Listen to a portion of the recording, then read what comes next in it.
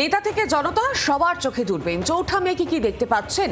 Vote বঙ্গে একেবারে অন্যরকম খবর। আপনারও চোখে থাকুক ভোটের দূরবীন।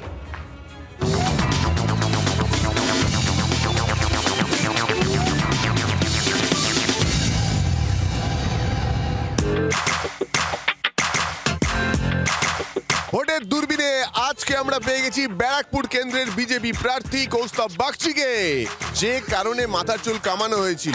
এই দূরবীনের চোখ রেখে কি দেখতে পাচ্ছেন চৌঠা মের পর মাথা ভর্তি চুল আপনার? চৌঠা মের পর মাথা ভর্তি চুল তো উঠবেই। এই রাজ্যে ভারতীয় জনতা পার্টির সরকার প্রতিষ্ঠা হতে চলেছে, সার্বিকভাবে গোটা রাজ্য জুড়ে। আমি আপনাকে দ্ব্যর্থহীন ভাষায় বলছি, তৃণমূল কংগ্রেস ধরাশায়ী হবে। চৌঠা মে একটা বিজেপিকে দেখতে পাচ্ছি না, পশ্চিমবাংলায় তো দেখতেও পাচ্ছি না, সারা ভারতবর্ষও দেখতে পাচ্ছি না। মনে হচ্ছে কোথাও একটা পালাচ্ছে। কোথায় পালাচ্ছে বিজেপির লোকজন? এই সমুদ্রে ঝাঁপ দিল, দেখো আর খুঁজে পাওয়া যাচ্ছে না বিজেপিকে। চ্যালেঞ্জ সিনেমার ডিরেক্টর রাজ চক্রবর্তী, কি মনে হচ্ছে আপনাকে এইবার ভোটে ভাগ করা চ্যালেঞ্জ দেবেন? অন্তত 50,000 ভোটে রাজ চক্রবর্তী ব্যারাকপুর থেকে হাঁটতে চলেছে, এটা স্পষ্ট। কৌস্তব বাগচির জন্য খুব খারাপ সময় আসছে, খুব খারাপ সময় আসছে।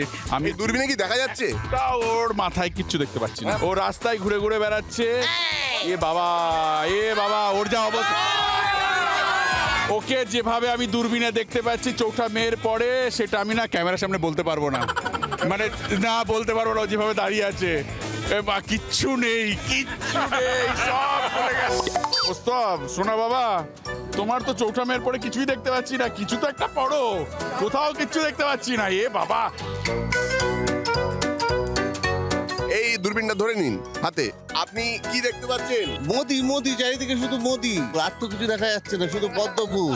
দেখতে পাচ্ছি মমতা ব্যানার্জি বিদায়ের পরাজয় গ্লানি নিয়ে বেরিয়ে যাচ্ছে নবান্ন থেকে, আর বিজেপি বিজয় মিছিল নিয়ে রাইটার্সে ঢুকছে। এ বাবা, বিজেপি দেখো চলে আয়, যা, পড়ে গেল।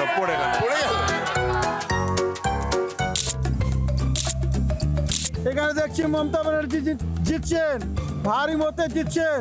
চৌঠা মে তো আমি শুধু ঘাস ফুল দেখতে পাচ্ছি। মমতা ব্যানার্জি দিদি দেখছি, দিদি শুধু দিদি। ন্যাড়া বেঞ্চির উপর দাঁড়া, না দাঁড়াবি বল, অফিস ঘরে চল, অফিস ঘর বন্ধ, ন্যাড়া মাথায় গন্ধ। সারা জীবন এই গন্ধ নিয়েই থাকতে হবে ন্যাড়া বাগচিকে। 2 দিনের যোগী, ভাতেরে কয় অন্ন, আর চৌঠা মেয়ের পরে দিদি যাবে নবান্ন।